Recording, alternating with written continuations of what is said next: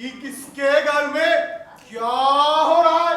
इसलिए इन चिट्ठियों के सहारे ही अपनी जिज्ञासा पूर्ण कर लेता हूं भाई। और एक जिम्मेदार नागरिक होने के नाते मेरा यह कर्तव्य भी तो बनता है कि शहर में होने वाली सभी गतिविधियों पर अपनी तीखी नजर बनाए रखूं। वाह, अगर आप इनसे कहेंगे कि इनकी ये हरकत खिलाफे कानून है तो इनका जवाब होगा कि ये क्या दिल्ली वालों जैसी बातें करते हैं आप भी। चैनपुर की हंडिया तो इतनी दूर टंगी है कि दिल्ली के कानून की आज यहाँ नहीं पहुंचती। यहाँ का कानून वो तो हम खुद हैं। अब आ रहे हैं चैनपुर के डॉक्टर साहब। सिविल मैं शराबी शराबी मैं शराबी शराबी मैं शराबी मैं शराबी शराबी मैं शराबी शराबी मैं शराबी। डॉक्टर जालिम सिंह अस्पताल में ये मरीजों को बहुत कम देख पाते हैं क्योंकि वहां पर सबका मुफ्त में इलाज करना पड़ता है। इसीलिए इनका ज्यादातर समय अपने बंगले पे गुजरता है जहां पर ये अपनी मर्जी के मुताबिक मरीजों से फीस चार्ज कर पाते हैं। इनकी आमदनी का एक और जरिया है चैनपुर का इकलौता मेडिकल स्टोर संजीवनी। और ये कोई ताज्जुब की बात नहीं है कि अस्पताल के लिए आने वाली सारी दवाइयां इनके इस मेडिकल स्टोर पर बेची जाती हैं। शराब बहुत पीते हैं इसलिए हाथ बहुत कांपते हैं इनके, इसीलिए ऑपरेशन करने से कतराते हैं। बहुत तगड़ी फीस का लालच ही इन्हें ऑपरेशन थिएटर तक ले जा पाता है, पर ज्यादातर नुकसान इनका खुद का हो जाता है। अभी 15 दिन पहले की बात है, इन्होंने सेठ गेंदामल का ऑपरेशन किया था। तभी से मेरी घड़ी नहीं मिल रही है। पूरे 4000 रुपए की थी। राजा साहब का जुकाम ठीक किए थे सिंगल हैंडेडली, तो उन्होंने गिफ्ट में दी थी। खाली सोने का कवर चढ़ा हुआ था और हीरे मोती भी थे। पर वो बुस्ती गेंदामल, उससे मेरे को क्या मिला? सिर्फ 2000 रुपए। यानी पूरे 2000 रुपए का नुकसान। तब से सेठ गेंदामल के पीछे पड़े हुए कि दोबारा ऑपरेशन करा ले। इस बार पूरे 500 रुपए का डिस्काउंट देने के लिए तैयार हो, पर वो बुस्ती गेंदामल वो राजी ही नहीं हो रहा है कि ऑपरेशन करा ले। मेरी गड़ी अपने पेट में दबा के बैठा हुआ है। मैं नहीं कर रहा।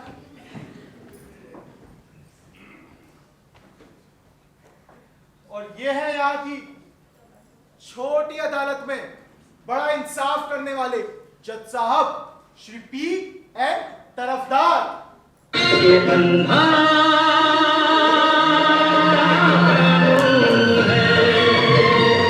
ये अंधा कानून है, ये अंधा कानून है।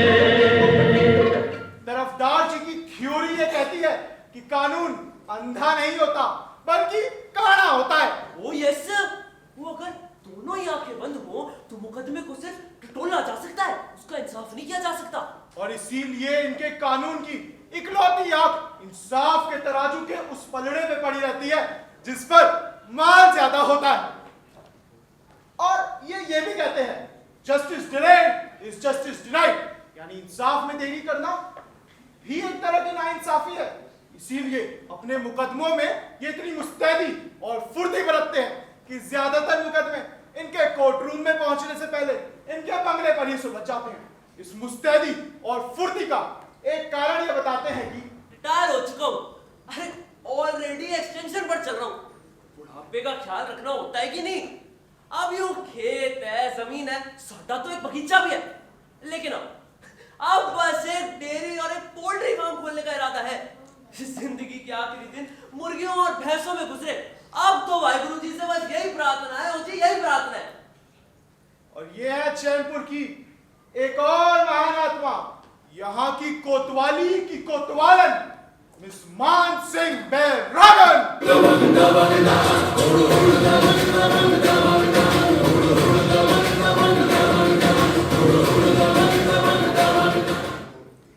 अगर इनका नाम सुनकर आपको डाकू मान सिंह की याद आती है तो यह महज इत्तेफाक है, क्योंकि पूरे चैनपुर में ये इकलौती ऐसी हस्ती हैं जिन पर कोई उंगली तक नहीं उड़ा सकता।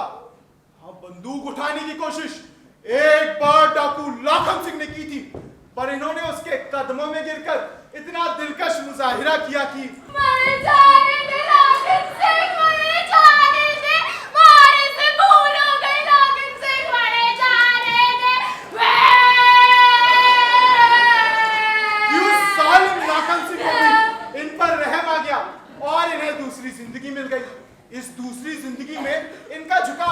फलसफे यानी फिलॉसफी की ओर हो गया है।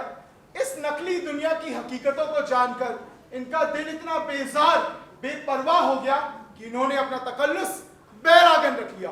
अब पूरे चैनपुर में कोई कुछ भी करे, ये पूरी तरह निर्लिप्त या डिटैच रहती हैं।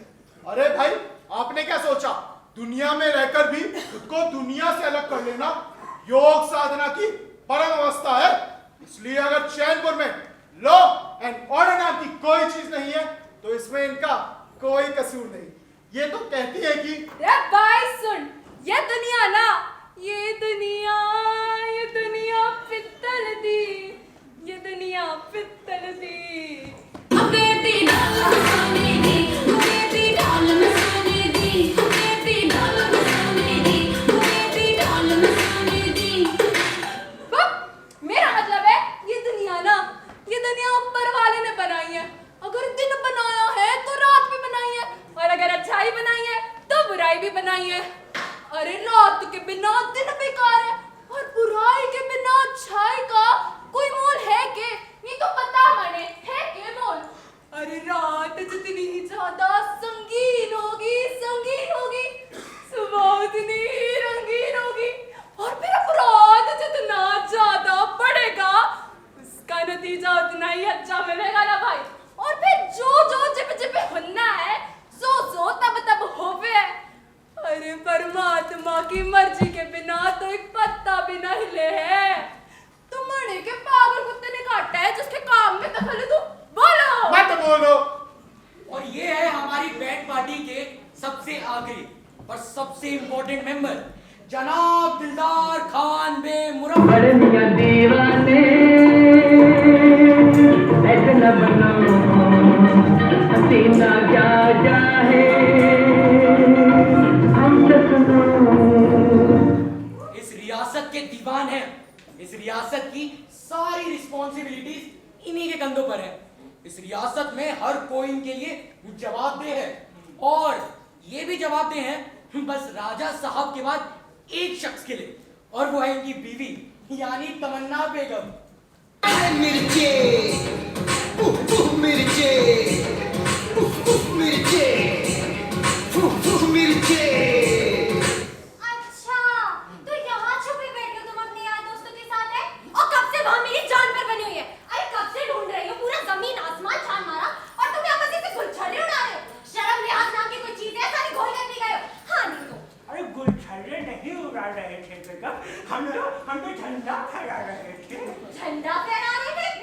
पर वो तो नया झंडा लगता है। अरे पुराना वाला अभी फट गया था ना। फट गया था तो तुम्हें झंडा फटने की बहुत फिक्र होगी ना।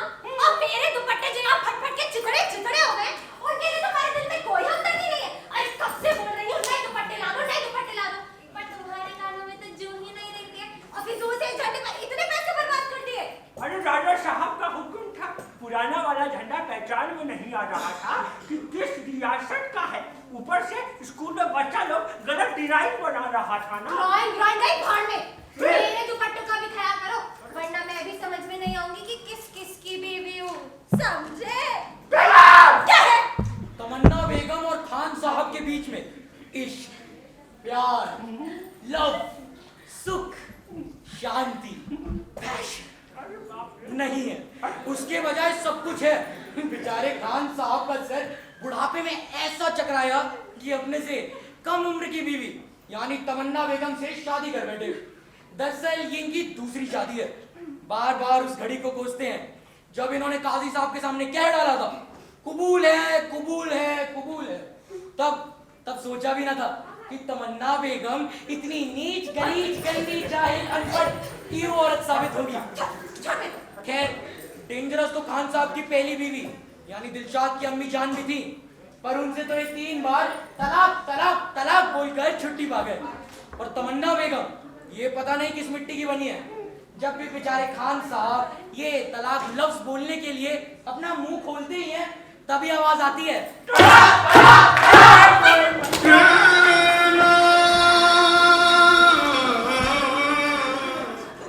इस रोज रोज की महाभारत से तंग होकर बेचारे खान साहब अक्सर कहा करते हैं कसम खुदा की अरे इससे तो बेहतर वो दिन थे जब मैं टांगा चलाया करता था, स्टेशन से गड़ी, गड़ी से स्टेशन। अरे अरे चला रे सवारी भैया, चला रे सवारी, चला। अरे मोहतरमा चलिएगा, चला रे सवारी? नहीं ठीक है, बैठिए भैया।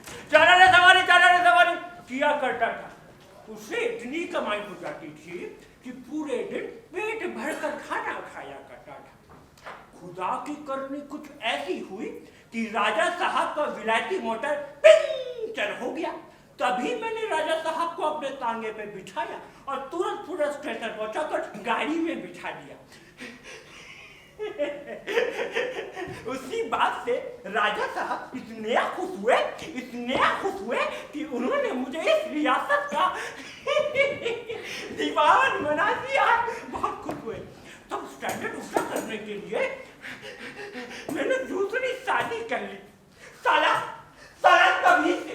तभी से अपनी करनी पे भोग रहे हैं यार। तो बहरहाल चैनपुर के इन वासियों की जिंदगी कुल मिलाकर बड़े चैन और आराम से गुजर रही कि एक हादसा हुआ और सब उलट पुलट हो गया। दिल्ली के हाकिमों से इनका सुख चैन देखा ना गया। मुल्क की नई पॉलिसीज के तहत चैनपुर में जो कुछ भी हो रहा था वो गैर कानूनी था, शर्मनाक था, नाकाबिले मुआफी था।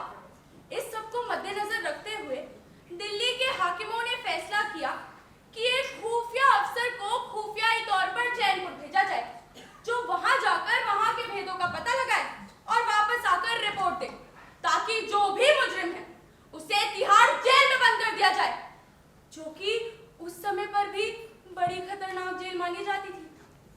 दरअसल पोस्टमास्टर जिज्ञासु ने जब खत पढ़ा तो ये तिहाड़ जेल का तस्वुर ही था कि वो जोर जोर से चीखे और बेहोश हो गए।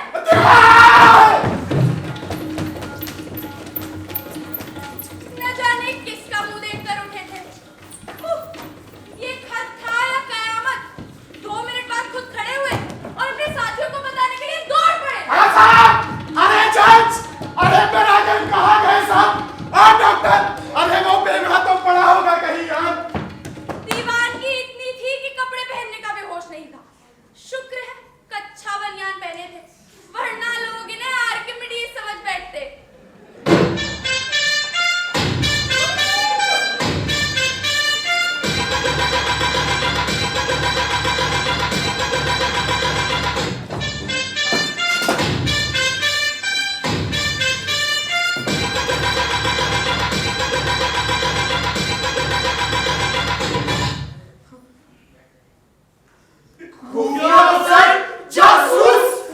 ऊपर ऐसा कैसे हो सकता है? अरे तौबा। क्या इसी दिन के लिए हमको आजादी मिली थी? अरे इससे तो बेहतर अंग्रेज से जो दामन थाम लिया वो पर खुफिया जासूसी क्यों? ऐसी की गल होगी? ओए हमने क्या किया है? हमने क्या किया? अरे भैया जरूर उस आदमी की बीवी ने तुम्हारी शिकायत लगा दी होगी, जिसको तुमने गोली से उड़ा दिया था। मैंने कोई जानबूझ के थोड़ी उड़ाया था। मैं तो वहाँ खरगोशों का शिकार करने निकला था। खरगोश और इंसान के साइज में तुमको डिफरेंस नहीं दिखता? अरे वो बहुत छोटे कद का आदमी था यार। सफेद धोती पहना, झाड़ी के पीछे दिशा में डाल के लिए बैठा था। अरे शाम का चटपटा था। वो इसको कुछ सीख से दिखा भी नहीं मैंने। हुड़ चकी मैंने अपनी बंदूक, जरा सी झाड़ी हिली और दाएं से दुर्घटना घटी। तुम्ही ने, अरे भैया तुम्ही ने उस आदमी को ऊपर वाले के पास पहुंचाया। खोत्या, मैंने तो अपनी बंदूक की गोली से पहुंचाया कि तू तो पता नहीं कितने लोगों को अपने इलाज से मदद बचा चुका है। मैं कह रही हूँ इसकी वजह से आ रहे सरकारी जासूस। हाँ, इसी की वजह से आया सरकारी जासूस। मेरी वजह से। और जैसे तो यहाँ की कोतवाली में कुछ होता ही नहीं है ना। पूरे दिन वो होता है उसी गरम चाय की खबर पहुंची दिल्ली दफ्तर तक। अंधा युग में भगवान श्री कृष्ण माता गांधारी से कहते हैं, जानते हो क्या? लूंगा में आस्था तो लेगा नास्ता कौन? लूंगा में आस्था तो लेगा नास्ता कौन? श्राप ये तुम्हारा स्वीकार है माँ, स्वीकार है माँ, स्वीकार है माँ। इसीलिए खाने में जो कुछ होता है उसका दायित्व मुझ पर नहीं, ऊपर वाले पर होता है। अरे यार ये आपस के मसलों को खत्म करो और ये जिज्ञासु खत लाया होगा उसे पढ़ो।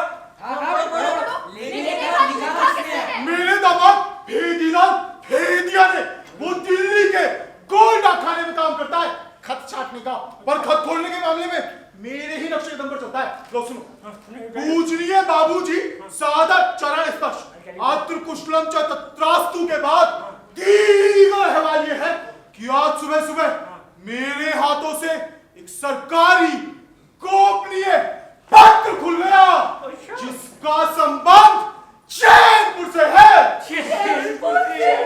उसमें लिखा है सरकारी तौर पर एक खुफिया अफसर भेष बदलकर चैनपुर आ रहा है।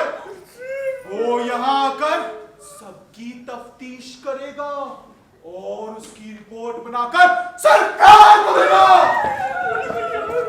मैं जानता हूं आप सब बड़े जिम्मेदार लोग हैं और आपने जन सेवा की दिशा में ऐसे अनेक कार्य किए हैं जो साले किसी सरकार को पसंद नहीं आएंगे, इसलिए मैं आपको आगाह कर देता हूं, अपना अपना ध्यान रखिएगा। शेष अगले पत्र में।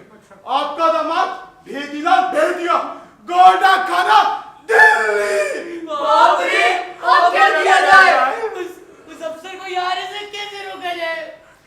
सिर्फ एक ही तरीका है, हमें से किसी को दिल्ली जाना होगा और जिज्ञासु के दामाद भेदीलाल की मदद से उस खुफिया अफसर को ढूंढकर उसे शीशे में उतारना होगा। बात तो बड़ी अच्छी कही खासा, लेकिन हम में से जाएगा कौन? एक मिनट, ये डिस्कशन।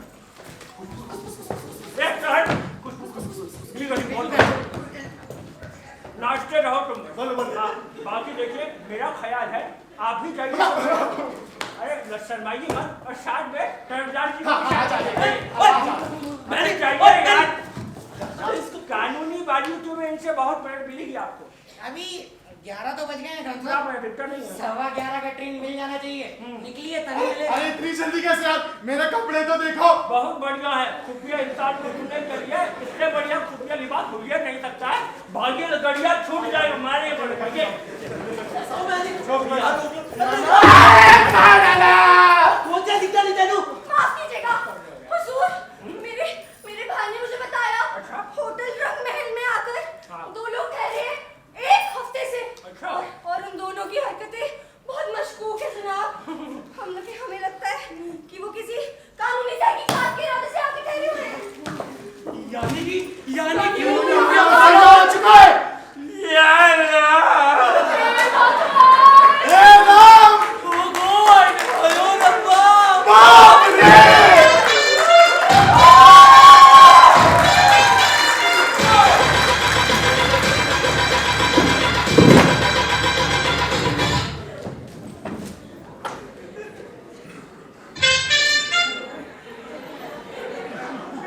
रोगन जोश और शाही कोरमे के बाद बारी आती मटन दो प्याजा की। मटन दो प्याजा बनाने की सही तरकीब है कि मटन में प्याज ठीक दुगना डाला जाए, यानी कि 1 सेर मटन और 2 सेर प्याज। इसमें खड़े मसाले होते हैं और शोरबा नहीं होता। प्याज अपने पानी से मटन को ऐसा गलाता है और उसमें उतनी तरी रखता है जिससे कि खाने की लज्जत डबल हो जाती है। तो लीजिए, आप सबके सामने पेश है नवाब अकार घर की शाही खानसामा बिस्मिल्लाह खान लजीज की मटन नो प्याजा बनाने की शाही तरकीब। बस बंगलू बस, अब बर्दाश्त नहीं होता। तुम क्यों मेरे जान लेने के पीछे तुले हो? जान तो जानिए महबूब, फिर मटन दो प्याजा के साथ जाए तो बेहतर है ना। पर वो मटन दो प्याजा पेट के अंदर होना चाहिए, अखबार के पन्नों में नहीं। यानी कि तस्वीर तेरी दिल मेरा पहला ना सकेगी। बेशक बंगलू, यानी कि जो बात तुझ में है तेरी इस तस्वीर में नहीं। बेशक बंगलू बेशक। अब तो भूख का ये आलम है, यदि कोई 1 रोटी 2 कच्चे प्याज के साथ दे तो खुदा का ऐसा शुक्र अदा करूंगा। लेकिन होटल का बिल अदा नहीं करोगे। अगर तुमने हमारा सारा पैसा रेस के घोड़ों पर ना लगाया होता तो हमारी ये नौबत ना आती।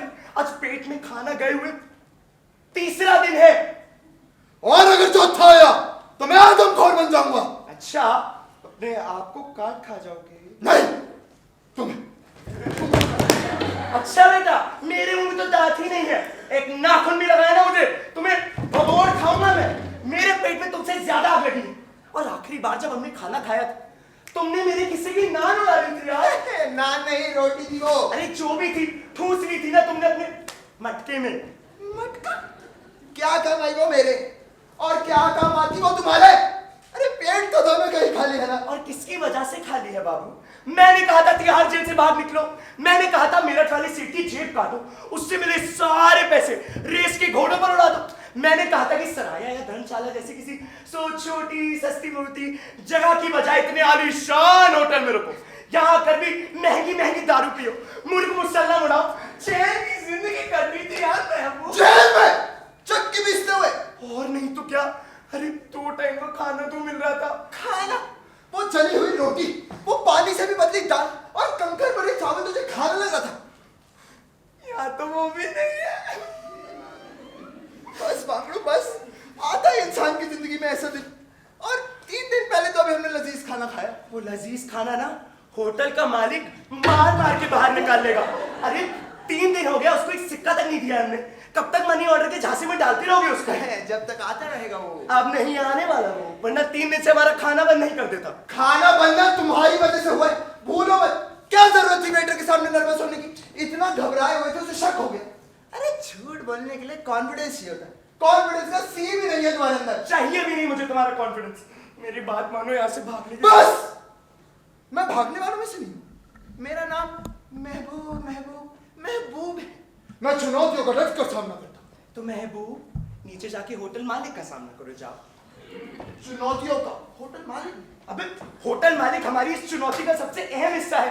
नीचे जाओ और उसको पटाके 2 टाइम का खाना लेकर आओ यार। बस, खाना तुम लेकर आओगे? अरे मैं कैसे लेकर आऊं, मेरे में तो कॉन्फिडेंस नहीं है। भूल गए ना तुम? अरे क्या भूल गए ना तुम मेरे ट्रैजिक फ्लॉ के बारे में? तुम्हें अच्छे से पता है कि जब मैं खाली पेट हूं तो मैं कुछ नहीं कर सकता, और बस तुम मेरे लिए खाना लेकर आओ, फिर देखो तुम मेरा कमाल। अरे बहुत अच्छे से देखा है तुम्हारा कमाल। खाना मिलते ही ऐसे बेवड़ों की तरह सो जाओगे, और तुम्हारी नींद तो बैंड बाजे वाले तक टस से मस नहीं कर पाएंगे। और खर्राटों का तो ऐसा आलम है, लगता हो बादल गरज रहे हैं। ये क्या बादल गरज रहे हैं? मैं आ रही हूं। अरे तुम हो, वरना दरवाजा कौन खोलेगा? यार तू खुद तोड़कर अंदर आ जाएगा, मुझे अंदर आना। अगर वो तोड़कर अंदर आए तो भी तो दोनों दिखेंगे। मैं यहाँ नहीं हूँ। अरे महबूब, तुम गायब हो गए। महबूब, अगर तुम इनविजिबल मैन हो तो मैं भी स्पाइडरमैन हूँ, टंकी से उल्टा लटक जाऊंगा। नहीं आओगे तुम बाहर? नहीं आऊंगा। तुम्हारी बीवी को खबर कर रहा हूँ, क्या रंगरलिया बना रही हो ना जो तुम यहाँ? खबरदार, तुम मेरी बीवी को नहीं बताओगे, ये चीटिंग है। चीटिंग वीटिंग कुछ नहीं है, अभी तुम्हारी बीवी को बताऊंगा। मुझे पता है ना, ये सारी चुनौतियां तो तुम्हारी बीवी के सामने तुम्हें जन्नत लगती है। दरवाजा खोलो, मैं यहाँ नहीं हूँ।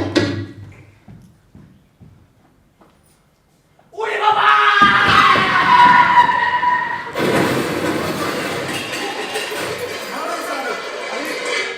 वो वेटर था शायद दरवाजे पे, तोड़ के अंदर आ रहा था। मैंने दरवाजा खोल दिया, वो धाए से सामने खोल दिया। क्यों लगाया होगा वो? आई शाह, आई दादा। भाई एक बात बताओ, तुम दरवाजा तोड़कर अंदर क्यों आ रहे थे? अरे शाह, वो हमको लगा आप लोग खुदकुशी ना कर लिया हो, इसलिए हम चेक करने आए थे शाह। अभी हम ठीक है, हमें लेके अच्छे लगाओगे तो। अच्छा नहीं लगा शाह। अरे क्यों अच्छा नहीं लगा? अरे काहे कि अगर आप लोग खुदकुशी कर लेता तो शायद इज्जत से जाता, लेकिन हमारा मालिक बोलता है आप लोग को ऐसा फजियत करेगा कि आप लोग को जिंदा रह कर भी अफसोस होगा शाह। क्या क्या क्या कर लेगा दादा? पुलिस में कंप्लेंट करेगा? चेक कर दे। चेक कर ले। आप लोग शायद उसको नहीं जानता है शाह। किसको? मानसिंह बैरागन। वो खुद कुछ नहीं बोलती शाह, लेकिन अगर कोई और कुछ बोले वो बीच में नहीं बोलती। थाना में आप लोग का तुरैया हो जाएगा शाह। अरे तो हम अस्पताल में इलाज करवाएंगे। क्यों? बाकी बचा कुछ वहां ट्रीटमेंट हो जाएगा। डॉक्टर का नाम है जोलिम सिंह। तो हम अदालत जाएंगे, अदालत का दरवाजा खटखटाएंगे। स्मार्ट गाय सर, लेकिन उधर तो दरवाजा ही नहीं है, खटखटाओगे क्या? जोश का नाम है पीएन थॉर्डर। तो हम खत को तार कराएंगे प्रधानमंत्री जी को। पहुंचेगा ही नहीं साहब, काहे कि पोस्ट मास्टर का नाम है खोजीलाल जिज्ञासु। यानी कि यहाँ से भाग कर ही जान बच सकती है हमारी। बस शक्ति। लेकिन आप भागेगा कैसे साहब? नीचे लोहा का दरवाजा है और उस पे हमेशा शॉट ताला रहता है साहब, शॉट ताला। और उसका चाबी हमारा मालिक का गोला में टंगता है। और उसका नाम क्या है? हलाको।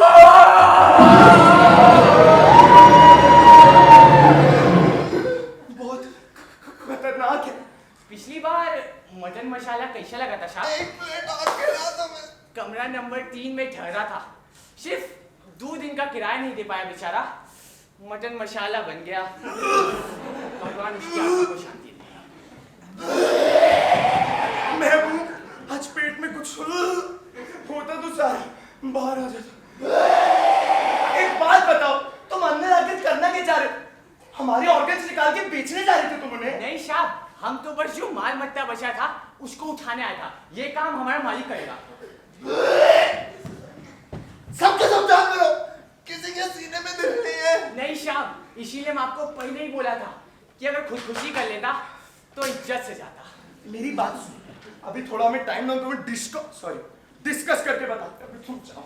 लेकिन साहब जो करना है ना जल्दी करना। हमारा मालिक पुलिस को लेकर आता ही होगा साहब, आता ही होगा।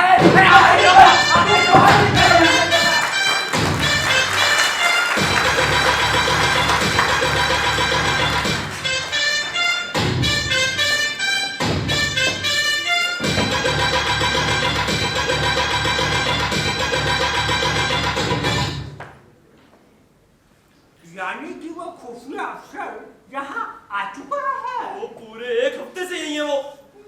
अभी तक तो उसने हमारे बारे में सब कुछ जान लिया होगा। और अब ऐसी सीट ठोकेगा ना कि हमारी स्ट्रैप तक उठ जाएगी। यार समझ नहीं आ रहा। यार हम इतने हैं और वो अकेला, बट फिर भी हमारा तांगा उलाड़ देता है। अरे भाई, दिल्ली का वजन ना पहाड़ जितना होता है। अब सब उसके नीचे आकर पिस जाएंगे यार, पिस वो जाएंगे। पिस जाए तो ही अच्छा है। ये दिल्ली वाला मारेगा कम, घसीटेगा ज्यादा। छालेदार करेगा कि ताजी रातें हिंद हो जाएंगी।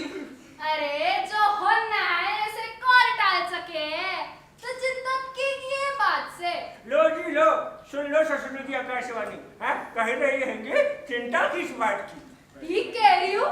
भूत को भूल जाओ, भविष्य की चिंता ना करो, केवल वर्तमान को देखो, आयुष्मान को देखो, सलमान को देखो। माँ फलेशु कदाचन। ओए वैरागी, कर्म तो ठीक है, पर कौन से कर्म? वही जो करते चले आ रहे हो। क्या? अपने कर्म। यानी अपने पुराने कर्म। वो तो बहुत ही बुरे हैंगे। सही कहा, सही कहा। अभी प्रश्न द्वैत और अद्वैत का है जी। यार पहेलियां मत बुझाओ वैरागी, जो कहना चाहती हो ना साफ साफ कहो, समझी? अरे ये अच्छा और बुरा क्या है? एक ही सिक्के के 2 पहलू हैं। जो अच्छा है वो बुरा भी है और जो बुरा है वो अच्छा भी है। इसी तरह कर्म भी कर्म ही होवे है। जो कल नया था वो आज पुराना हो गया और जो आज नया है वो कल पुराना हो जाएगा। केवल साधन बदलते हैं, साध्य नहीं, समझे?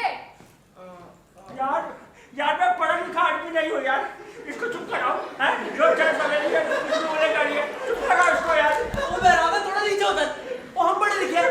वो लेकिन इतनी ऊंची तो हमारी जुरिडिक्शन से भी बाहर है। तुम्हारी बातें तो किसी डॉक्टर के प्रिस्क्रिप्शन जैसी लग रही है, ना पढ़ने में आए ना समझ में आए। अच्छा ठीक है, सरल भाषा में समझाती हूँ। देखो, अपने पुराने कर्मों को छुपाने के लिए नए कर्म कर लो। ये नए कर्म वही पुराने वाले होंगे, लेकिन इनका परिप्रेक्ष्य बदल जाएगा। अरे जब बंदूक नहीं होती थी, हत्या तो तब भी होती थी और आज भी होती है, कल भी होती रहेगी। इसलिए कह रही हूँ, केवल साधन बदलते हैं, साध्य नहीं। ठीक? ठीक। बोला हत्या शाश्वत है, उसी तरह रिश्वत भी शाश्वत है। ये आकार, प्रकार, संख्या, परिमाण आदि ये सब बदलते रहते हैं, लेकिन लेन देन का मूल चरित्र कभी नहीं बदलता। दिल्ली से आया परदेसी एक जासूस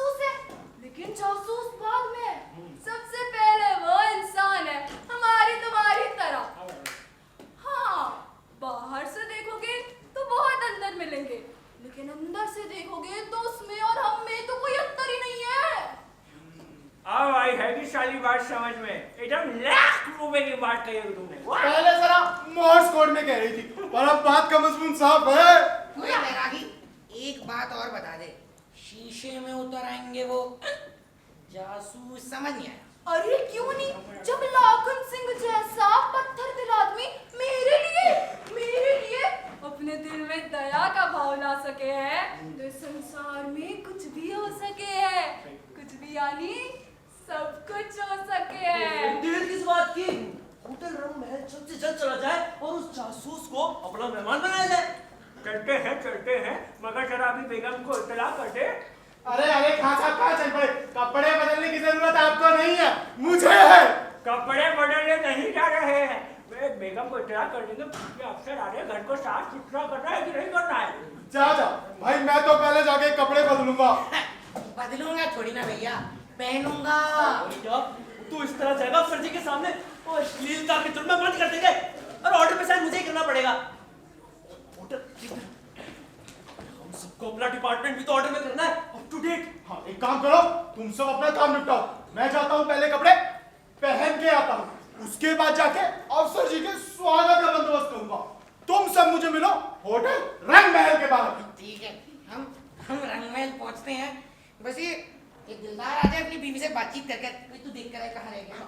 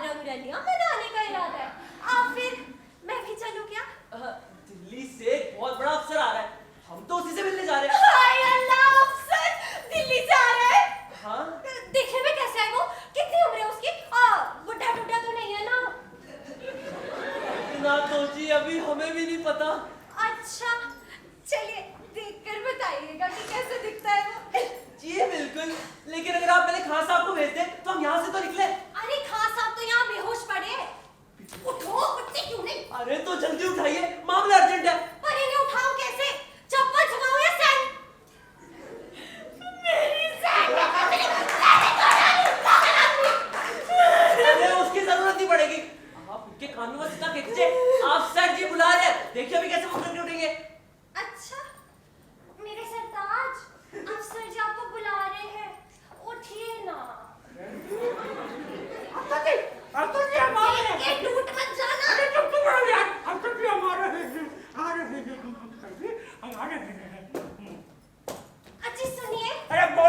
यार। अगर अफसर जी जवान और खूबसूरत हो ना तो उन्हें मेरा आदाब कहिएगा। अजाब करना सकती हूँ।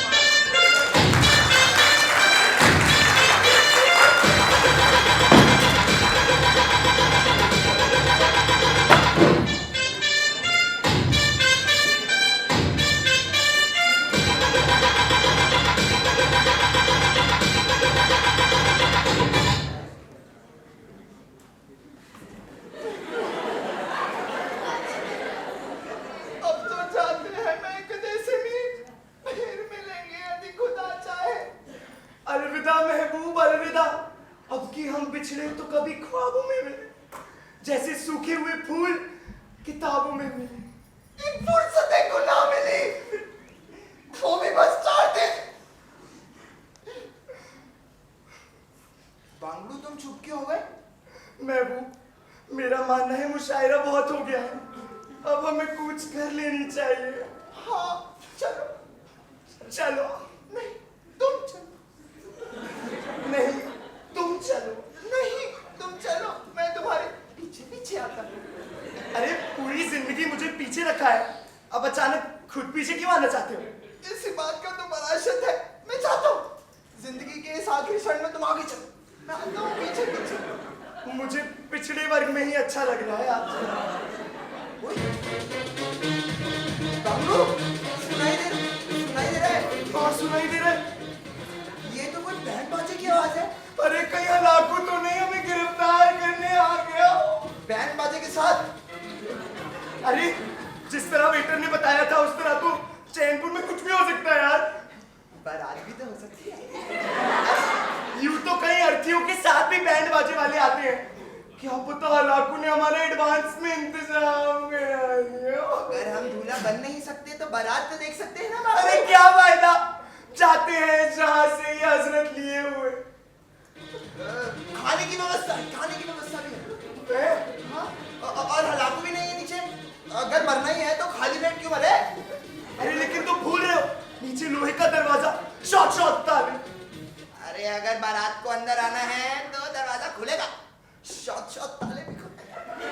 फिर तो भागा भी जा सकता है, पर पेट भरने के बाद।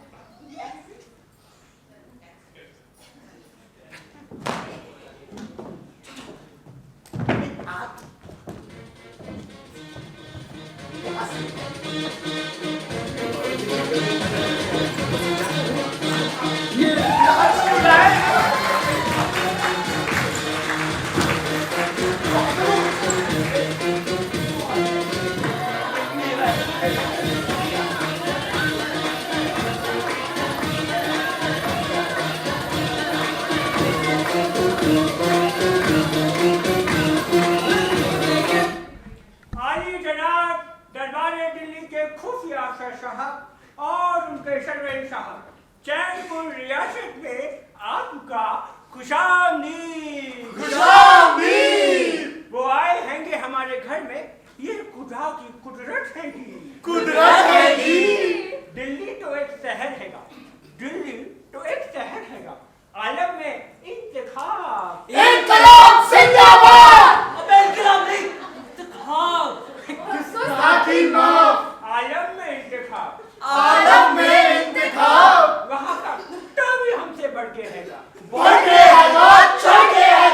आप तो फिर भी होंगे इंसान, वो भी अफसर, वो भी खुफिया। आप हमारे अखियों के नूर हैंगे। तो फिर इतनी दूर क्यों हैंगे?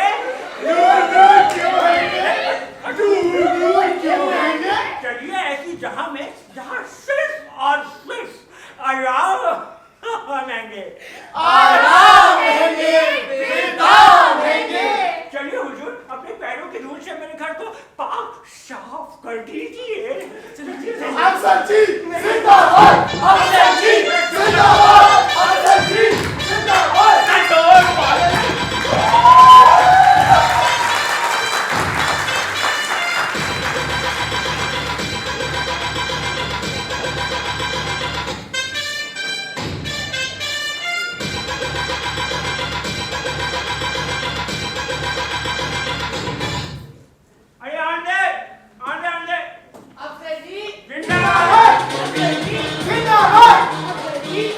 अरे मार दे।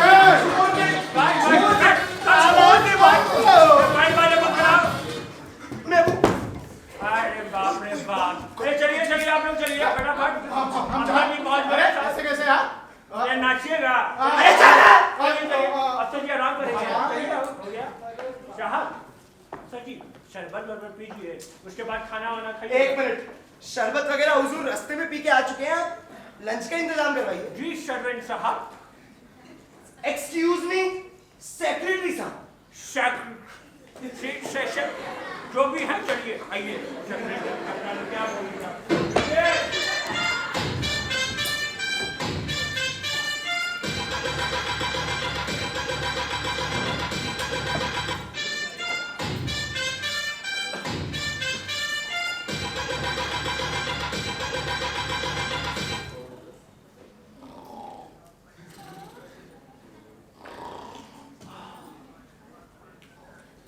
कर रही ना, कुछ करने ही कहाँ देती हो तुम।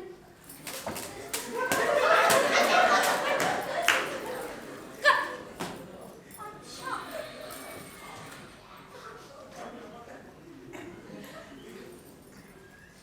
चिकन तगड़ी।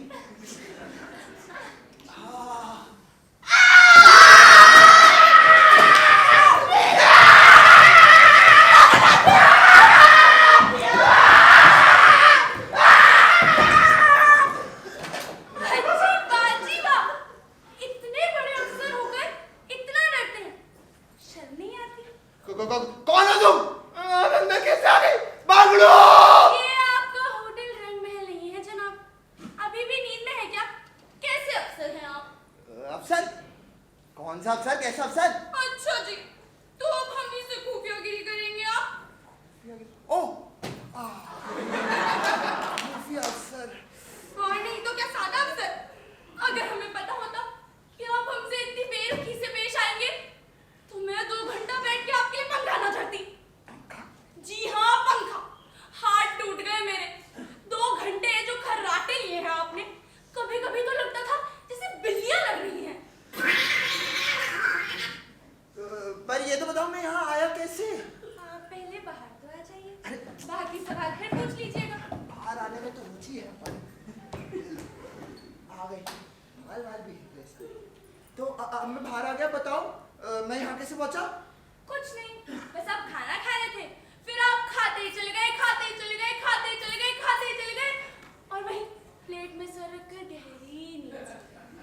टिपिकल खाना बहुत लजीज था और 3 दिन से खाया नहीं। हो यार, दिल्ली में क्या 3 दिन बाद खाना खाने का रिवाज है? नहीं, ऐसा तो नहीं है। तो फिर क्या इसमें भी आपकी कोई खुफियागिरी है? आप ऐसे ही समझ। पर ये तो बड़ी जाती है। क्यों? वो ऐसे कि आपको बेहोश देखकर तो सबके होश ही उड़ गए। सबको लगा कहीं खाने में कोई ऐसी वैसी चीज तो नहीं मिल गई। मारे घबराहट के अब वो पूरे आधे घंटे के लिए बेहोश हो गए। कौन? इस रियासत के दीवान जनाब दिलदार खां बेमुरव्वत। बेमुरव्वत? जी, ये उन्हीं का तखल्लुस है। शायरी उनको आती नहीं पर तखल्लुस के बड़े शौकीन हैं। वो मेरे अब्बू हैं और मैं उनकी बेटी दिलशाद जहां। ओ सुभान अल्लाह, सुभान। आप 2 पंखों से मेरे लिए पंखा? जी नहीं, ये तो वो ले आई थी। बीजा मालूम, अगर मुझे आपकी नींद की फिक्र न होती तो एक टुकड़ा हमारा जलने देती मैं उससे। उसको किसको? अरे भाई, बीजा मालूम तमन्ना बेगम मेरी सौतेली माँ मुझसे जलन तो ऐसे खाती है कि बस क्या ही बताऊं आप। पर वो यहाँ से ऐसे चिल्लाती क्यों गई? हाँ जी माँ, सुभान अल्लाह, मैं भारी जाऊँ आपकी मासूमियत पर। उनका हाथ भगोड़ नोच खा रहे थे और मुझसे पूछ रहे कि वो चिल्ला क्यों रही थी। मैं? जी हाँ, आप बिल्कुल हमारे गुलफाम की तरह। गुलफाम का? हमारा कुत्ता बोटियां बिल्कुल ऐसे ही चबाता है वो। ख्वाब देख रहे होंगे कोई? जरूर खाने का ही देख रहे हाँ, हैं। हो सकता है। पर आपकी अम्मी तो बहुत गुस्से में होंगी, दर्द भी होगा। अरे होने दीजिए, उनकी चिंता आप मत कीजिए। अच्छा किया काट लिया, अब कुछ दिनों के लिए उनका हाथ नचाना तो बंद होगा। वो देखिए कितनी सुहानी शाम है। चलिए ना, हम लोग सैर पर चलते हैं।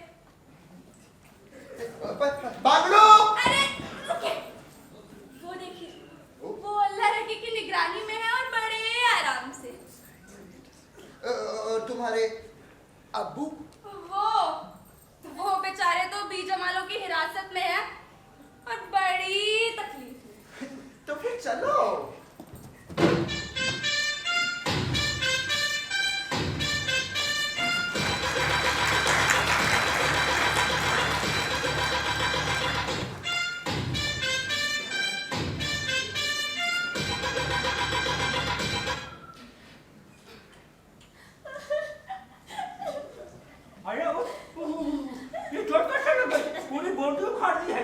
चलो चलो चलो, तुम्हारा अस्पताल में इलाज कराया यार, क्या कर दिया? क्यों तुम्हारी जालिम सिंह की क्या टांगें टूटी हुई है? तुम्हें यहाँ घूमने नहीं आ सकता? अरे जालिम सिंह का तो नाम ही मत लो, उसके बाद उंगली को इलाज कराने जाओगी ना तो पूरा हाथ ही काट देगा तो उसे। अच्छा ही है, तुम्हें तो खुशी होगी, यही चाहते हो ना तुम हमेशा से। लाहौर बिलासपुर, ये हमेशा बिटकी है कहाँ रहती हो, हैं?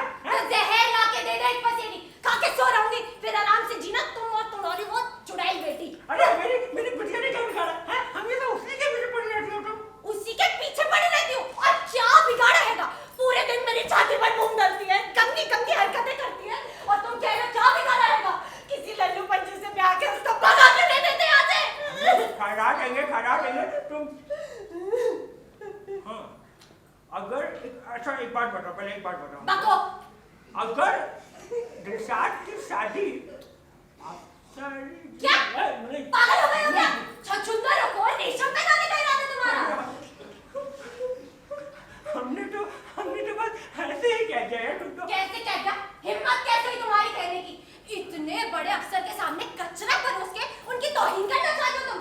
एक रात उन्होंने तुम्हारे घर में ठहरना क्या मंजूर कर लिया? तुम तो अपनी औकात ही भूल गए हो, जिंदगी भर तांगा ही चलाते आए हो, वो भी भूल गए। ये शूट आपने पास में रखा था, वैसे मेरे हाथों में इतना दर्द हो रहा है। लाओ इसमें थोड़ा सा क्रीम लगा दे। कोई जरूरत नहीं, दूर रखो मेरे से। लाओ लगेगा, अस्पताल ले चले। कितना मैंने बोला ना, कोई जरूरत नहीं है। मैं नहीं चाहती कि ये जख्म भरे, मैं तो चाहती हूँ कि हमेशा हरा भरा रहे, महकता रहे, मुस्कुराता रहे।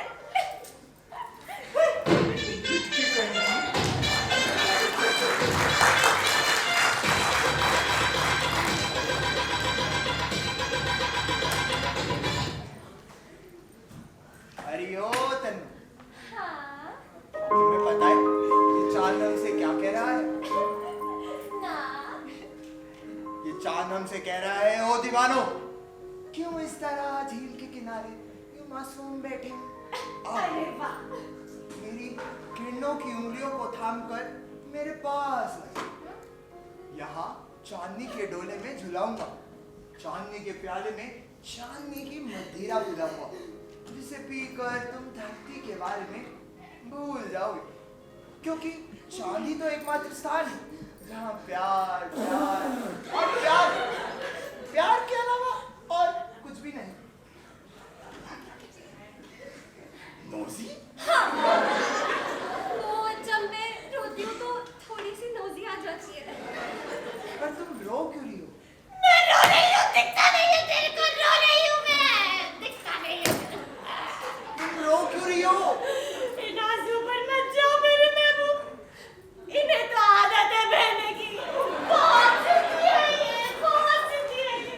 और अगर मेरे होते हुए तुम्हारी आंखें नम है तो क्या फायदा मेरा होने का?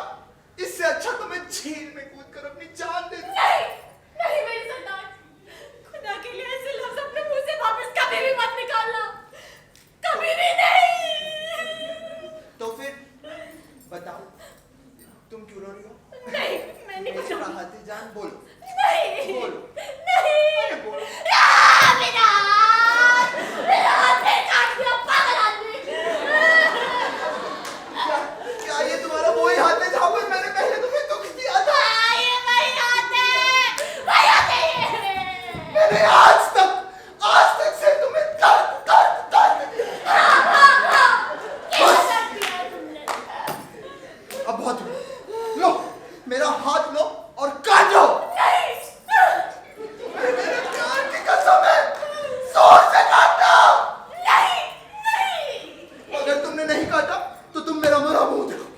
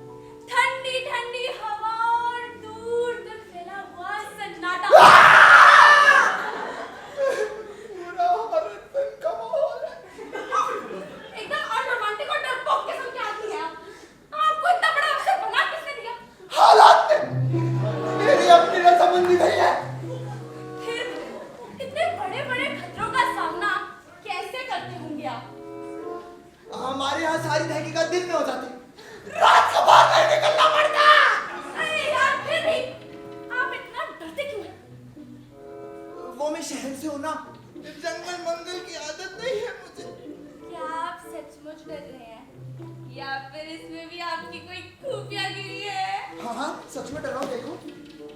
आह! छुओ मत। क्यों डर रहे हैं? कि हम दोनों यहाँ अकेले हैं? कहीं हमारे बीच कुछ होना चाहिए। ना। तुमने क्या किया है? दिक्कत ये है कि मुझे ऐसा लगता है कि हमारे और हमारे अलावा हाँ कोई तीसरा भी है। कोई तीसरा? यानी कि भूत प्रेत? मेरा मतलब मेरी इंट्यूशन ऐसा कहती है कि हमारे और तुम्हारे अलावा लगता है यहाँ कोई तीसरा है और शायद कोई चौथा भी। होने को तो पांचवा भी हो सकता है और फिर छठा भी। आप दीवाने हो गए हैं। इतने सारे लोग भला यहाँ क्या करेंगे? मुझे वो सब पूछो, तुम चलो। अरे रुकिए ना, थोड़ी देर और रुकते हैं।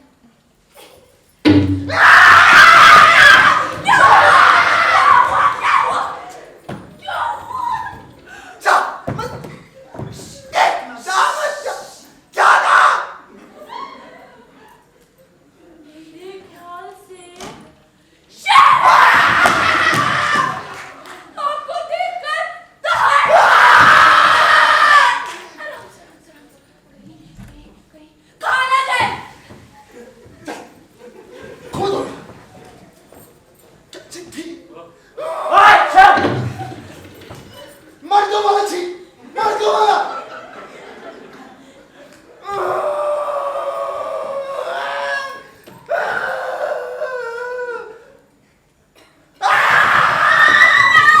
देखो देखो इसमें इस खत में मेरा नाम लिखा है। अरे हाँ, इसमें तो सचमुच आपका नाम लिखा है। देखिए देखिए। किंतु मेरा नाम क्यों लिखा है? नहीं चाहिए मुझे।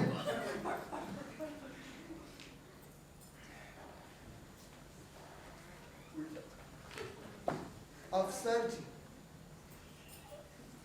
हमें आपसे बहुत उम्मीदें थी। मेरी माँ को भी नहीं थी। मुझे कल इस समय इसी जंगल में मिले, लेकिन अकेले किसी पर भरोसा नहीं किया जा सकता। भेड़िया पीड़ित भेड़ समाज। भेड़ समाज? भेड़ समाज। भेड़िया पीड़ित भेड़ समाज? ये क्या माजरा है? और ये खत इस जंगल में कहाँ से आया? इस जंगल का नाम क्या है? इस जंगल का नाम बर्मन वन। क्यों? Bourbon one. देखो देखो पेड़ चल रहे हैं। बैकवर्ड,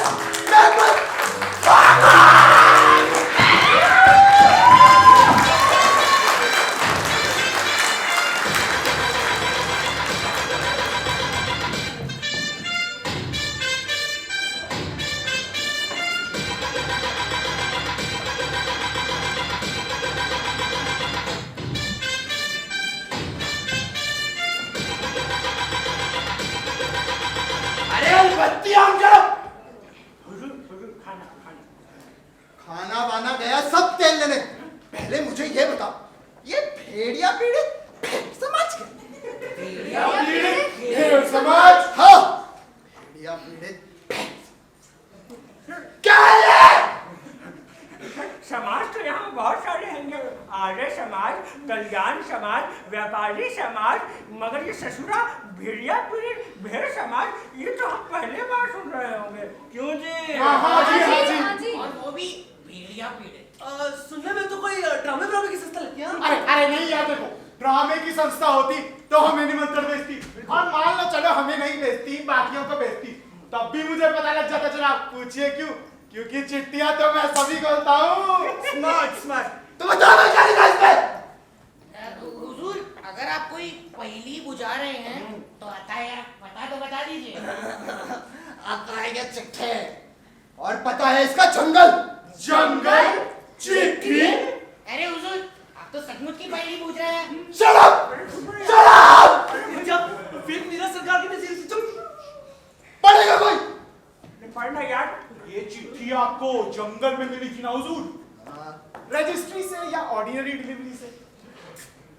सवाल पूछिए बाद में, पहले बता क्या लिखा इसमें?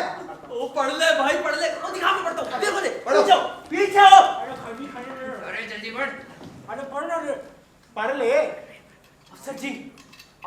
बहुत उम्मीदें हैं। अच्छा कल रात इसी जंगल में मिलिए, अच्छा। लेकिन अकेले।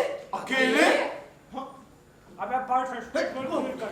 अबे पर तुम गुड चल रहे हो। किसी पर भरोसा मत कीजिए। अच्छा भेड़िया पीड़ित। भेड़ समाज। उड़ा तो हवा में तुम लोग। सब्जी की चिट्ठी है। सर सर ये बैरन है हुजूर, इसका जुर्माना तो नहीं भरना पड़ेगा ना आपको? बताओ मैं करवाता हूँ।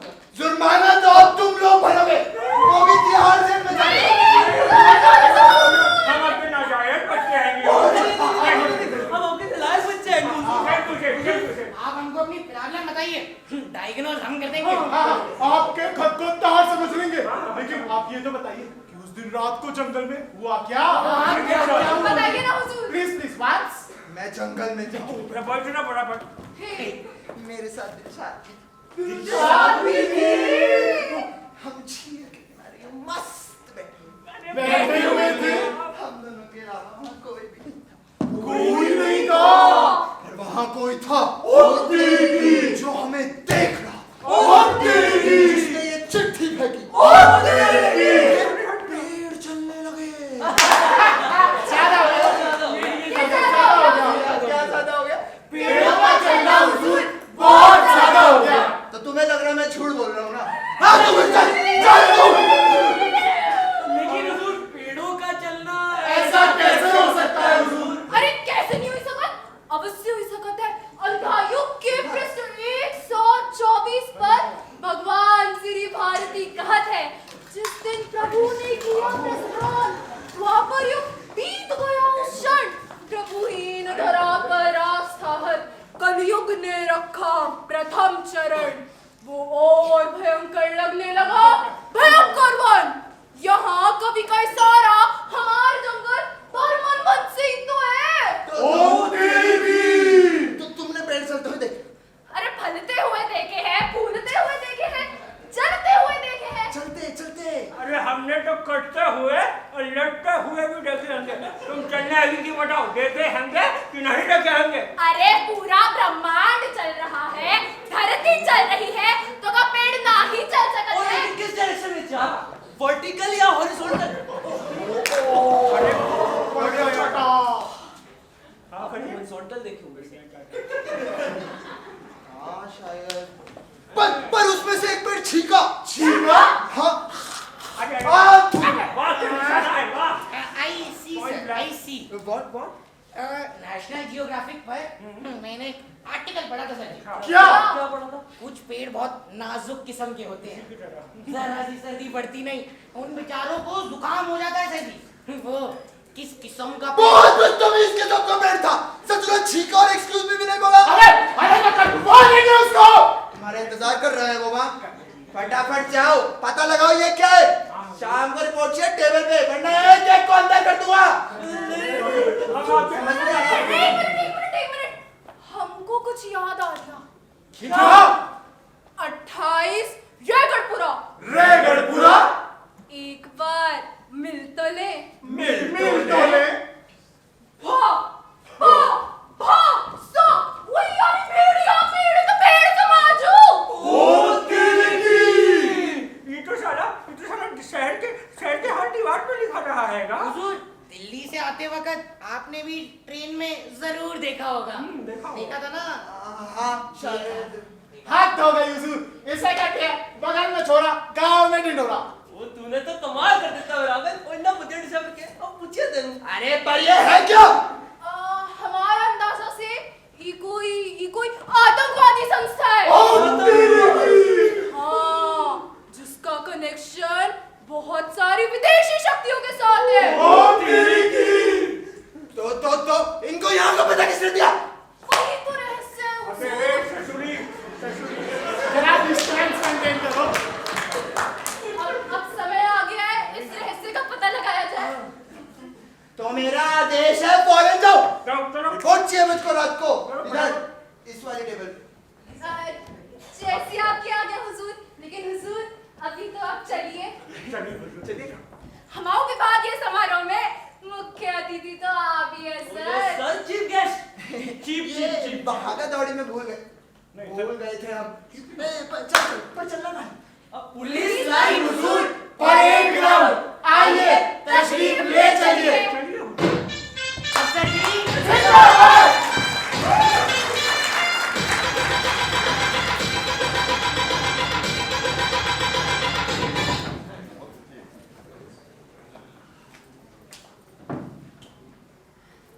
आदरणीय, पूजनीय, वंदनीय अतिथि अफसर जी, हमारे विभागीय समारोह में आपका हार्दिक स्वागत है। ससुर तालियां।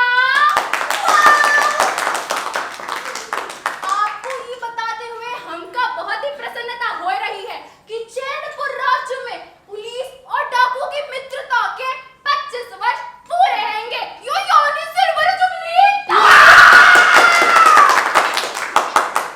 और इन सभी उपलब्धियों का श्रेय उस महान व्यक्ति को जाता है जिसने इस मैत्री के वृक्ष को रोपा है, सींचा है और उसे इतना बड़ा किया है कि आज हम उसकी छाया में विश्राम कर रहे हैंगे।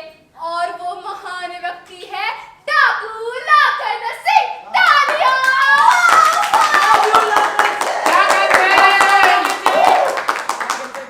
अब मैं हमारे अफसर जी से अनुरोध करूंगी कि वो यहाँ आए और अपने कर कमलों से दस्युराज लाखन सिंह को दस्युश्री की उपाधि से विभूषित कर दे।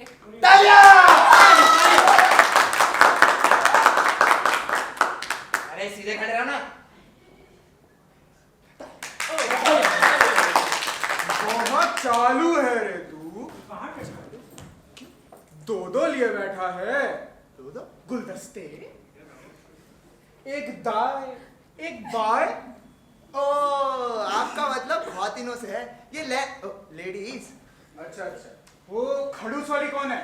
वो खान साहब की शरीफ है, उनकी बेगम तमन्ना नाम है। अच्छा, और वो नाजुक कली, वो उनकी दुख्तर है, उनकी बेटी जी। अच्छी है अच्छी है। आज से उसके साथ बैठना मत और उसे अपनी भावज या बहन बुलाना, समझे? समझे? पर आप जानते हैं ना किससे बात कर रहे हैं? सरकारी अफसर से तुम्हारा हमारा तो जन्म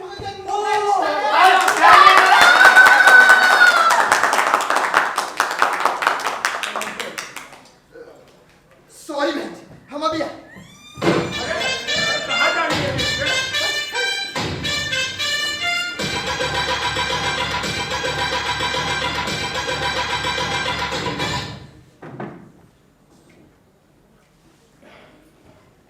अयो एक सेकंड सर, आप कहाँ जा रहे हैं? कहीं भी जा रहे हो? सू कहीं भी का नहीं है सर, पूरा दुनिया पड़ा होता। चल छोड़, अंदर जा रहे हैं, बस किसी का दरवाजा मत खोलो। आइए चिंता मत करिए सर, नहीं आने देगा हम।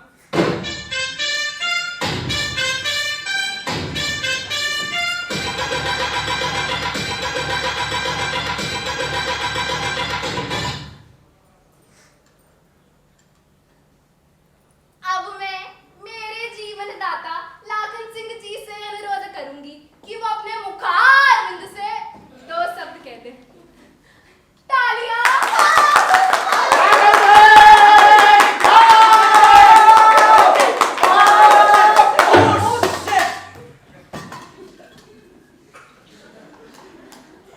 भाइयों और उनकी बहनों, भावनाओं का ज्वार इतना है कि मेरा गला रुंध रहा है। आप सबसे जो प्यार, आदर और सम्मान मुझे मिला है, उसका मैं बहुत आभारी हूं। इस विशेष अवसर पर मैं 2 घोषणाएं करना चाहता हूं।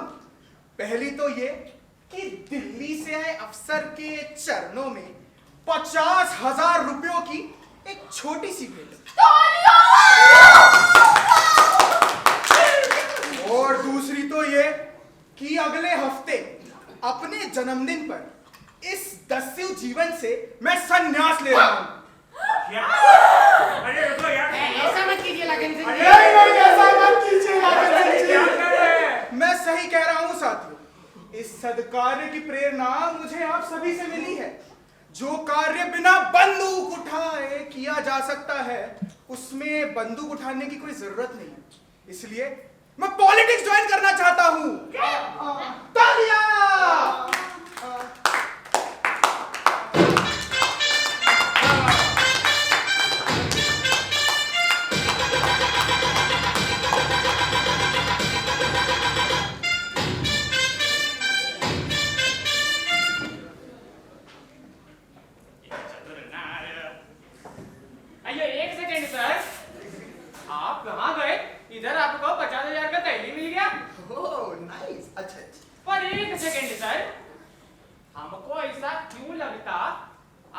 आपको पहले भी कहीं देखे हैं सर। अबे चैनपुर पहली बार आया हूं मैं, पहले हम भी भी चैनपुर का नहीं है सर, हम तो दिल्ली में रहता था, उधर अपना अम्मा का डोसा इडली का था। लेकिन एक बार हमारे यहाँ तो साले तो कई भी भाग गए। अब उसके बाद हमारा ट्रांसफर इधर हो गया सर। तब से हम सोच रहे हैं हम आपको कहाँ देखे हैं। हमारा याददाश्त कुछ ठीक नहीं सर, इसलिए हमको याद नहीं आ रहा। सर एक बार अपना चेहरा दिखाइए सर। ए सर, सर साहब देखो लाल कबूतर। ओ, कहाँ?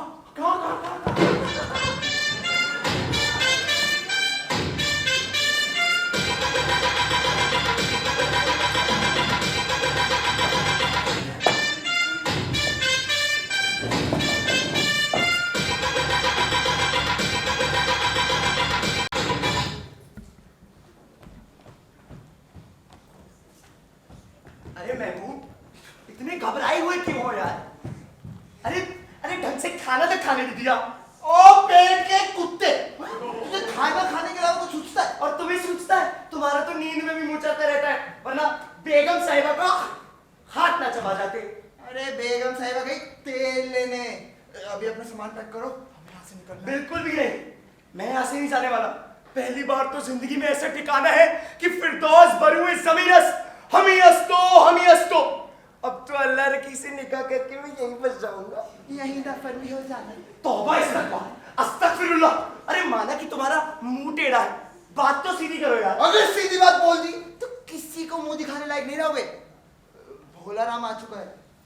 भोला राम भुलक्कड़, वो तिहाड़ जेल वाला, दिल्ली का जासूस, चैनपुर आ चुका है।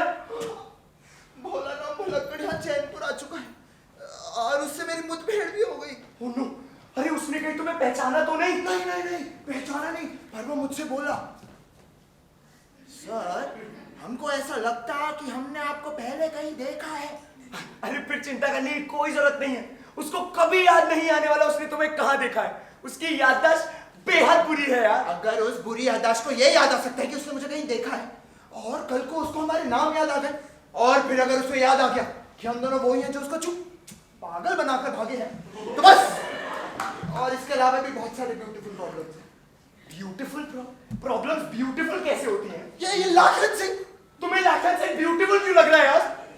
दूर रहो मुझसे, दूर। लाखन सिंह प्रॉब्लम है, ब्यूटीफुल तो दिलशाद। अरे वाह, तो प्रॉब्लम बताओ ना फिर। लाखन सिंह वो मुझे कह रहे हैं मैं दिलशाद को भावजिया बहन मान लूं। तो क्या हो गया? मान लो भावजिया बहन। तुम अपने उस आइटम को भावजिया बहन मान। अबे तमीज से, आइटम नहीं अल्लाह रखी नाम है उसका, निकाह करूंगा मैं उससे। तो फिर अच्छा तो एक बात बताओ, तुम दिलशाद से सचमुच मोहब्बत करते हो ना? तो यहाँ से भागने की क्यों सोच रहे हो? खान साहब से उसका हाथ क्यों नहीं मांग लेते यार? और फिर यहाँ गोली खा लो लाखन से। आएंगे बताएंगे दिलशाद, जान तो एक ही है ना। बड़े निकम्मे आशिक हो यार, ये दुनिया तो पर थूकेगी आज थूक। अरे मंजूर है, मैं नहीं जाने वाला, मैं यहाँ से नहीं हिलने वाला। सॉरी। सोच लो, सोच लिया।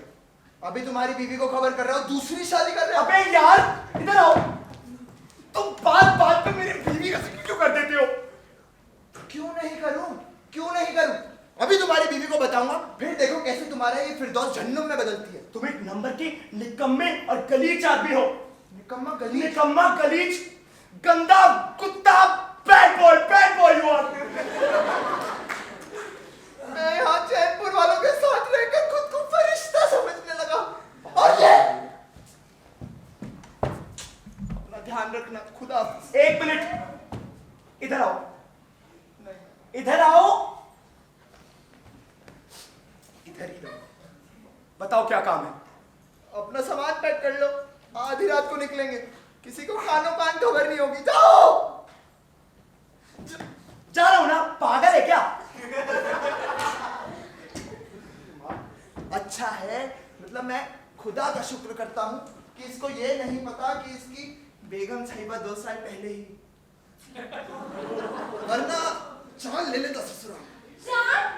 जान तो आप मेरी लेने पर तुले, मेरे महबूब हानी।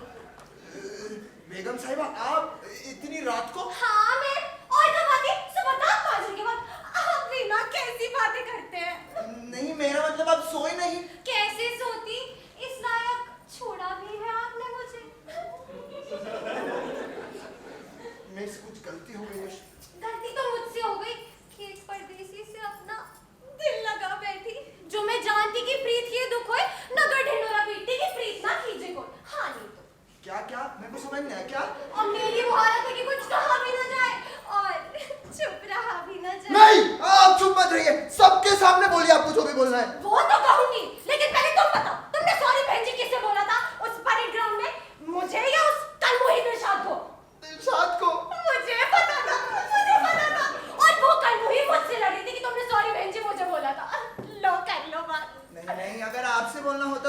अब कुछ कहने की जरूरत नहीं है, मेरे एतबार की जीत हुई।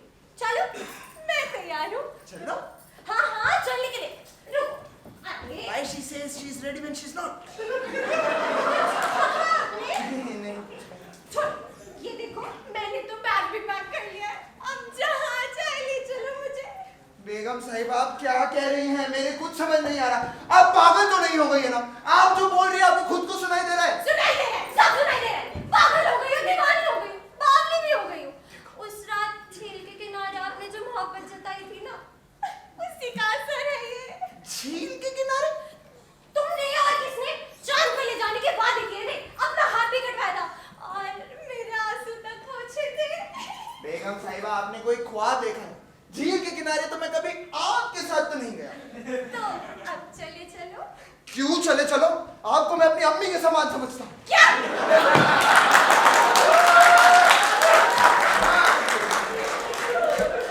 क्या बोल रहे हो आप? झूठ पे तो झूठ। तुमने अभी बोला कि तुमने सॉरी बहन जी उस दिलशाद को बोला था। हाँ बोला था, तो फिर पर लाखन के डर से बोला था। मेरी अम्मी को ये समझ नहीं थोड़ी थी। अबे 400 रुपए का था वो। मतलब तो बताइए। मतलब अगर मुझे सॉरी आपसे बोलना होता तो मैं कहता सॉरी आंटी, सॉरी अम्मी, सॉरी खाला।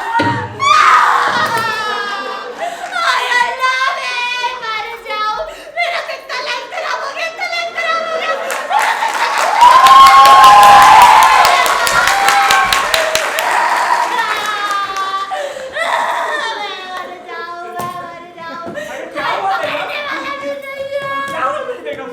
आपकी बेगम को कुछ पागल बनकर थोड़ा पड़ता है। पागल बनकर डरो तो बढ़ता है, पर पागल ही है, छोड़ो यार।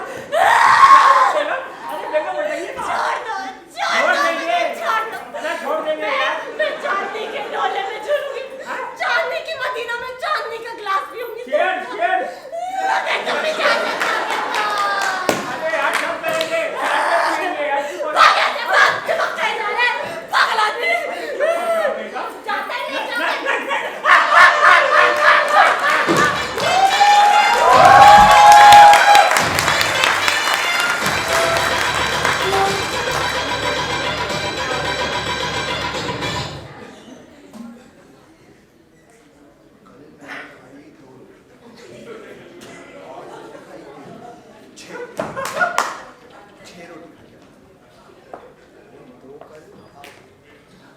अफसर जी, लाल कबूतर अफसर जी। कहाँ? उड़ गया। यहाँ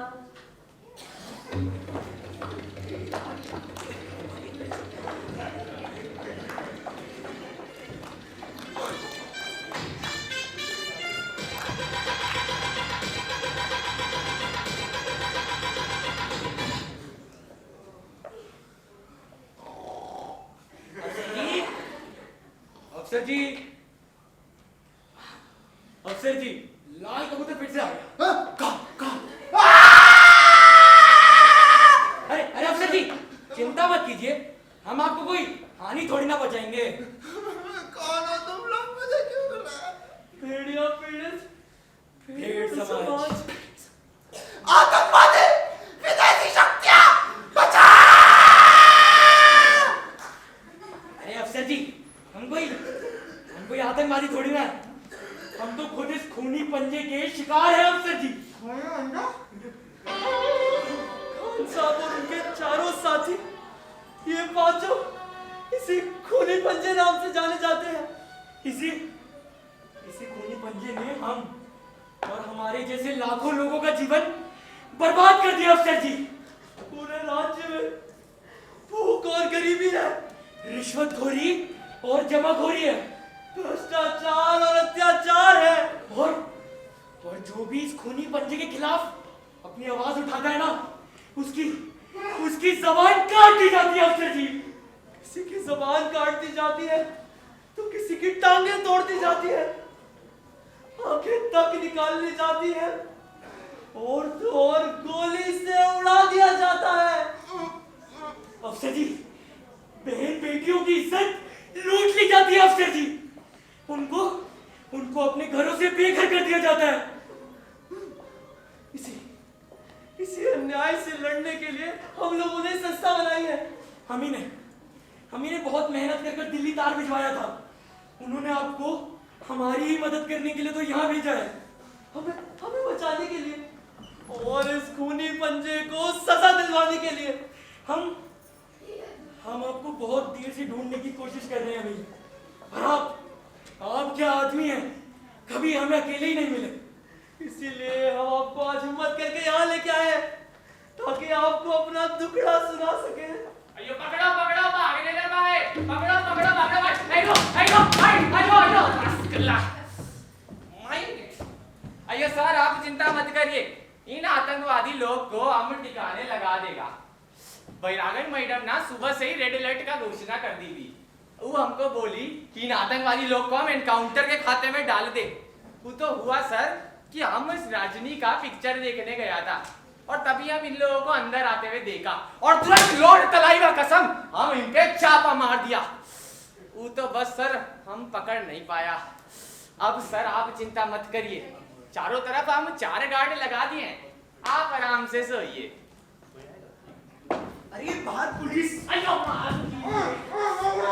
एक सेकंड सर, हमको लगता हम आपको पहले कहीं देखे हैं। अरे देखा होगा, चलिए। अच्छा सर जाइए।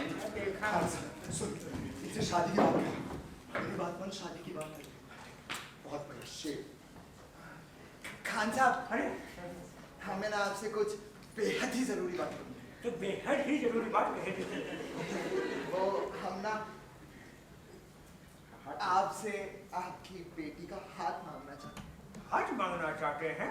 अगर आपको इतराज ना हो, बस हम आपकी बेटी से निकाह करना चाहते हैं। वाह!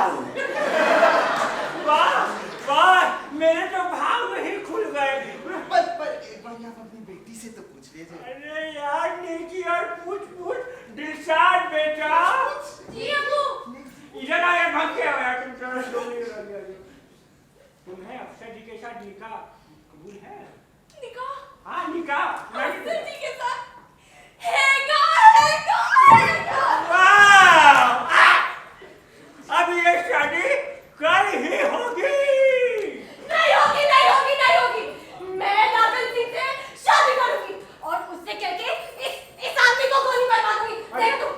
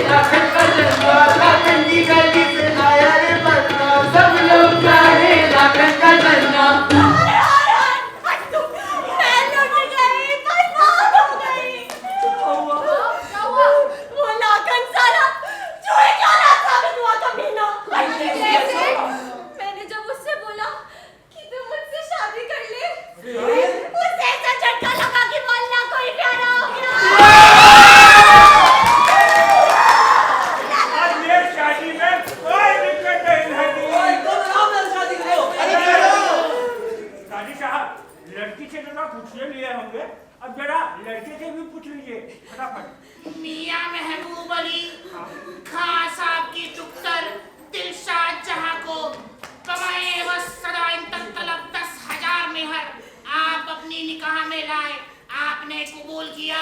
अयो नहीं, ये शादी नहीं हो सकता। क्यों नहीं हो सकता? काहे कि हमको याद आ गया है ये दोनों कौन है। अरे कौन है? अफसर ही है। इल्ले ये दोनों अफसर नहीं है, ये दोनों तिहाड़ जेल से भागा हुआ कैदी है। ओ तेरी की हमारा ग्रैंडफादर एक बात बोलता था सर, बोलता था समय का बात है सर, समय का देखो योग, लाख में बिकने लग गए साले दो कौड़ी के लोग। हमारे पास उन लोगों का एगो फोटो भी है सर, वो फोटो अरे मैं साथ खड़ा फोटो देखने चली गई। हाँ कर लो तुम लोग, हैं? हम कुछ है ये नहीं क्या बे? ओवर स्मार्ट का हाइपर।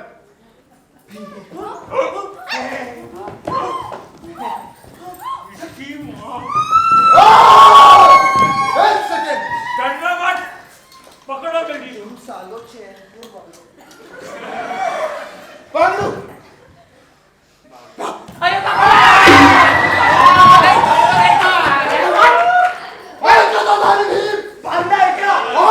गुस्सा मत दिला मुझे, मैं ऑलरेडी बहुत स्ट्रेस में हूँ यार।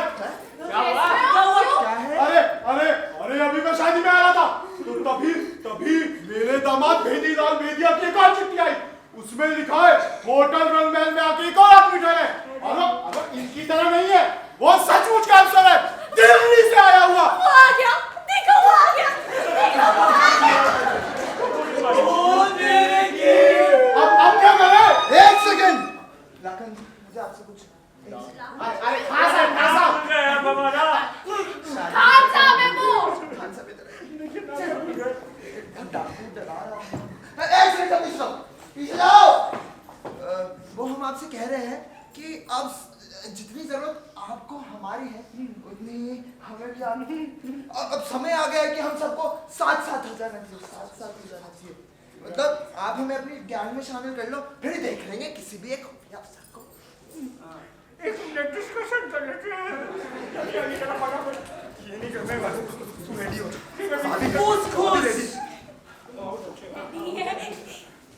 अरे नहीं, सबकी कोई जरूरत नहीं पड़ेगा, आपको शामिल कर लिया।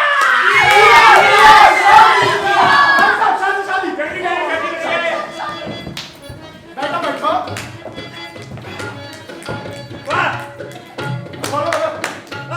सब रेडी है? हाँ। कबूल है।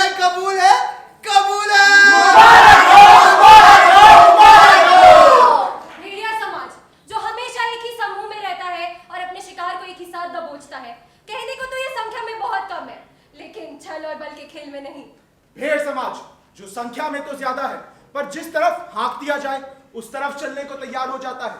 ये समाज अपनी आंखों और अपने दिमाग को इस्तेमाल में नहीं लाता और इसलिए हमेशा शोषण और अत्याचार का शिकार होता है। भेड़िया समाज जिसे जब जैसी जरूरत होती है वो भेड़ समाज को कभी धर्म, जाति, भाषा या क्षेत्र के आधार पर बांट देता है और अपना वर्चस्व बनाए रखता है। क्या ये भेड़ समाज कभी जागेगा? क्या ये भेड़ समाज कभी इन आधारों पर बटना बंद होगा? क्या ये सोया हुआ समाज कभी जागेगा? क्या ये सोया हुआ समाज कभी जागेगा?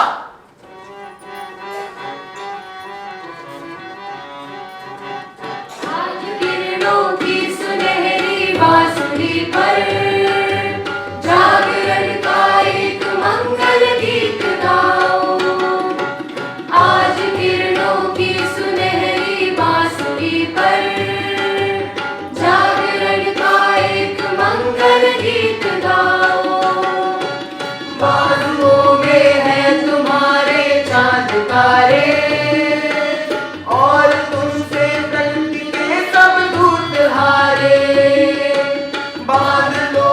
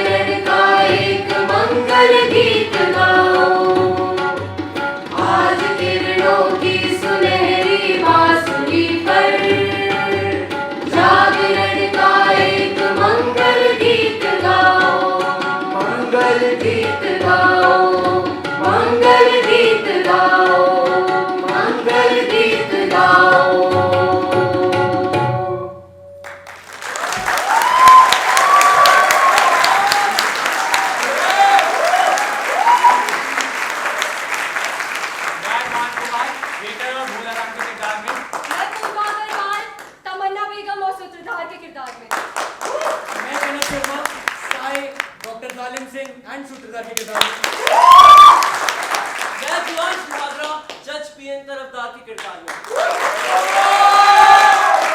मैं सुहानी बैरागन और सूत्रधार के किरदार में। मैं आयुष रॉय सूत्रधार और पोस्टमास्टर जिज्ञासु के किरदार में। मैं आदर्श दीवान साहब के किरदार में।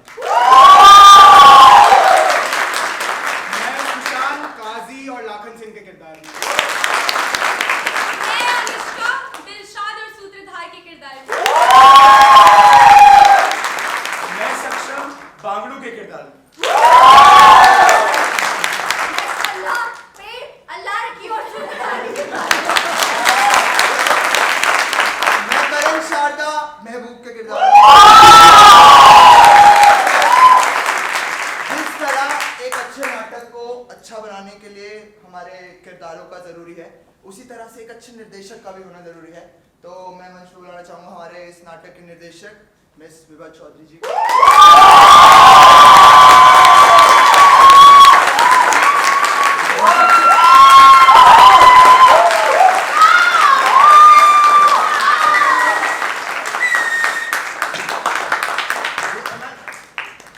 आप सभी का बहुत बहुत शुक्रिया, आपने इतना प्यार दिया। इसके पहले हमने महारथी करा था तो वो भी सभी का बहुत प्यार मिला।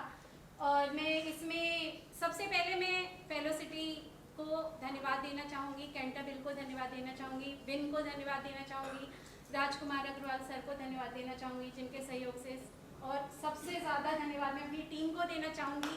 छोटे छोटे बच्चे